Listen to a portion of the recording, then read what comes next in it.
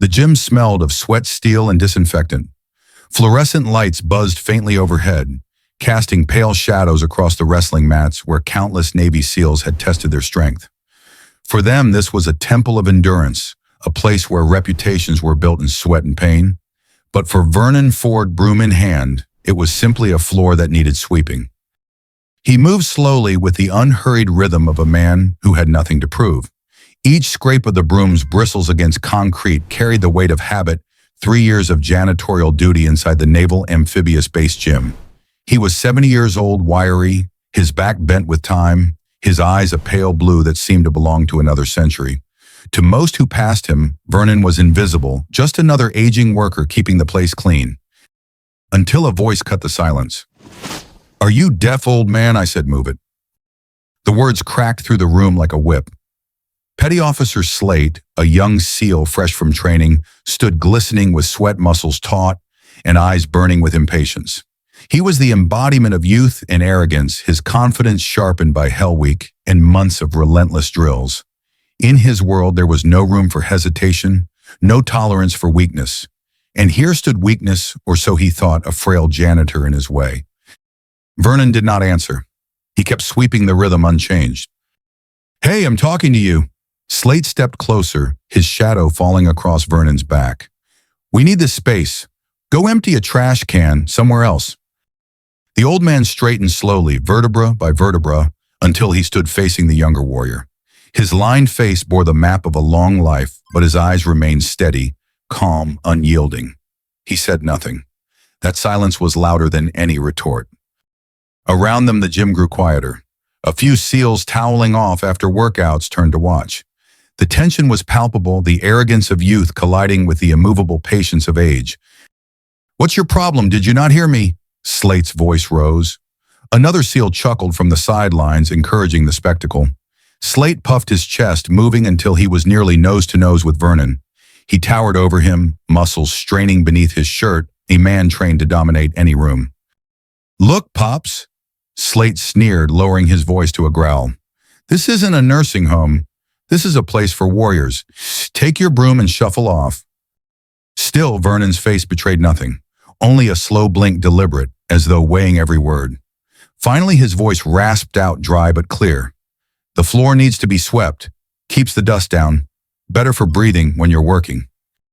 The logic was simple, almost mundane, yet it stung Slate more than silence had. To him, it was insolence dressed as civility. He scoffed, his laugh humorless. "You think I care about dust? I've been in conditions that would make you cry yourself to sleep. Now move." He shoved the broom, knocking it from Vernon's hands. It clattered to the floor. For the first time, Vernon looked down, not in shame, but in quiet disappointment. When his eyes rose again to meet Slate's, there was no anger, no fear. Only the weary look of a man who had seen far too much to be rattled by a boy's outburst. The younger SEALs laughed. To them, this was dominance, reasserted the warrior over the worker, the strong over the weak. Slate smirked, satisfied. But then Vernon bent to pick up his broom, and as he did, his collar shifted, tugged by the motion. For the briefest second, the skin at the back of his neck was exposed. And there it was. A tattoo faded with age, blurred by sun and time. To the untrained eye, just ink. But to anyone who knew its meaning, was unmistakable. A trident, its prongs sharp and black, entwined with the coiled body of a serpent, its fangs bared. Slate didn't notice. He saw only an old man stooping, submitting. "That's better," he mocked. "Now you're learning." But someone else had seen. Across the gym, leaning against a weight rack, Master Chief Thorne's gaze sharpened. He had been watching with professional detachment, prepared to let friction between men burn itself out. But now his eyes narrowed. That tattoo, he recognized it from grainy photographs and forgotten books. It was no ordinary mark. It belonged to the Underwater Demolition Teams of World War II, and Korea, the frogmen who had cleared enemy beaches before SEALs even existed. And the serpent entwined around the trident? Thorne's chest tightened. That detail meant something rarer still, something whispered of only in legends. He stood pushing away from the rack, the air around him shifting with sudden purpose. The janitor sweeping floors was no ordinary man. And Slate, still sneering, had no idea he was mocking a ghost from the very roots of the SEAL Brotherhood. The gym's hum of activity had dulled into uneasy silence. Slate still stood smugly before Vernon, flexing his dominance. But Master Chief Thorne saw what others missed. His pulse quickened, not from exertion, but recognition.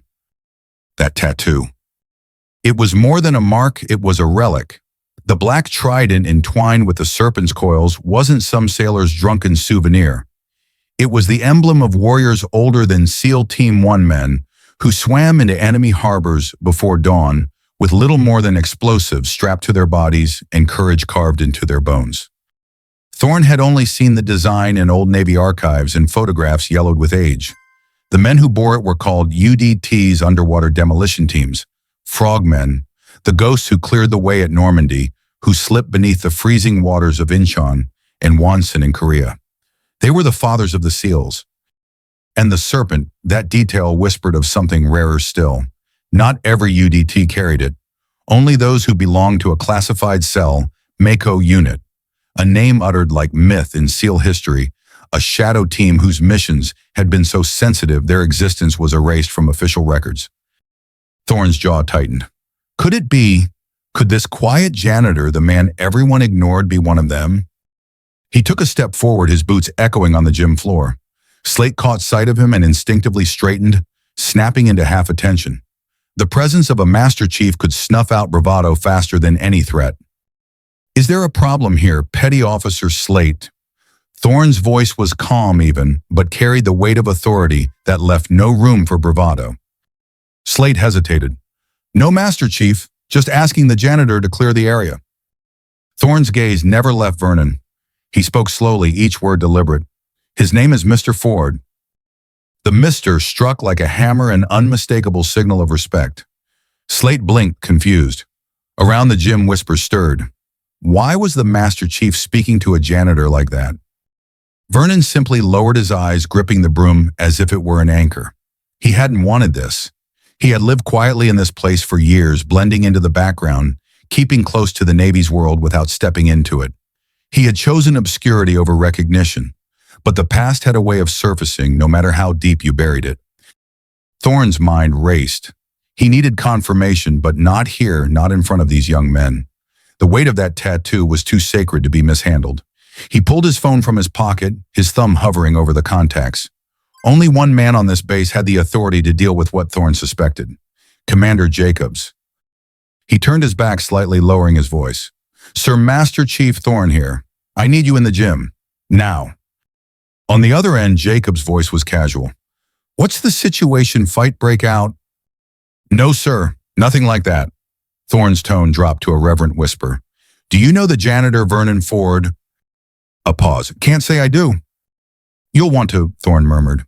I just saw a tattoo on his neck. A serpent around a trident. NCDU. Old frogman. Sir, I think he was Mako. Silence. Dead air stretched for a long second before Jacob spoke again, his voice stripped of casualness. Don't let him leave. He'll be there in 5 minutes. Thorne slipped the phone back into his pocket and turned. Slate was watching, suspicion furrowing his brow, but Thorne ignored him. His eyes returned to Vernon, who had resumed sweeping as though nothing had happened. Dust rose and fell with each brush of the broom, the ordinary rhythm masking a storm about to break. Vernon's mind, however, was no longer in that gym. The fluorescent lights blurred, and for a moment he was elsewhere, back across decades and oceans. He was 20 years old again, barely a man crouched inside a canvas tent on a remote Pacific island, the air thick with the stench of kerosene lamps and salt water. Outside, the surf pounded relentlessly against the reef. His heart raced as he sat shirtless on a wooden crate, while an old chief pressed a makeshift needle into the flesh of his neck. The pain was sharp, searing, but Vernon didn't flinch. The chief's voice was gravelly as he spoke. The Navy won't remember this. They won't write your names down. If you're caught, you never existed. If you die, your families will be told nothing. But this mark we will know. We will remember. With each puncture of the needle, the coiled serpent and trident took shape. It wasn't decoration. It was covenant.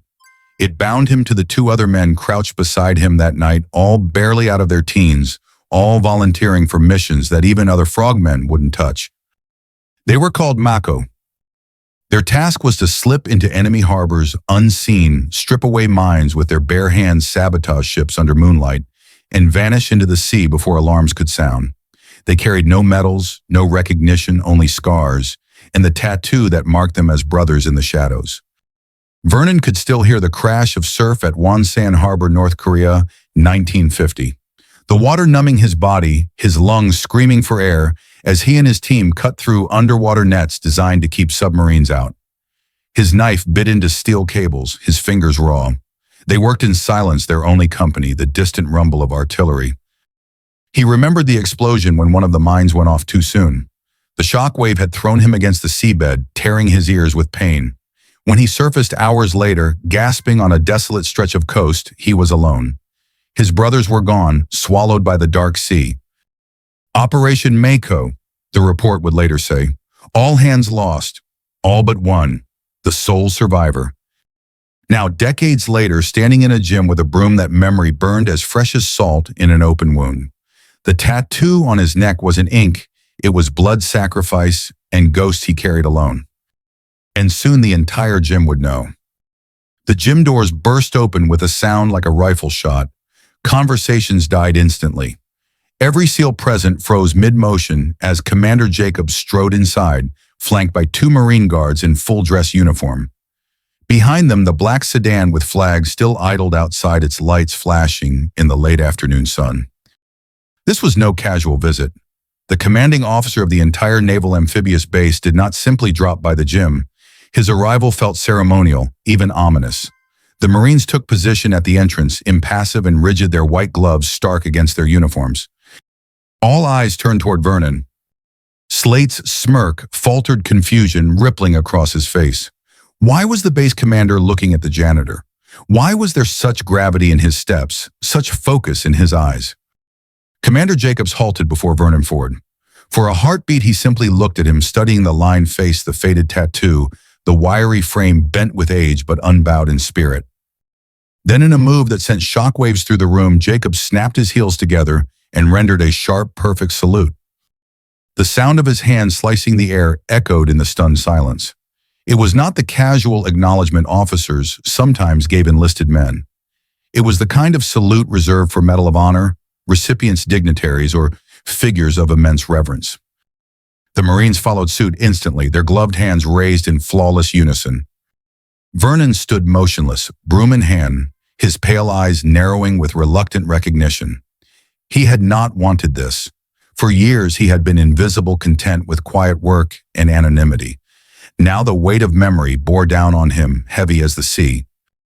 "Mr. Ford," Jacobs said, his voice ringing with authority. "I am Commander Jacobs. I want to personally and professionally apologize for the disrespect you've endured in this facility." The words fell like hammers. Slate's jaw went slack. The other SEALs shifted uneasily, their bravado evaporating in the face of something they couldn't yet comprehend. Jacobs lowered his salute, but his posture remained ramrod straight. He turned, his voice carrying across the gym like a command. "For those unaware, allow me to make this perfectly clear. The man you see here, broom in hand, is no ordinary janitor."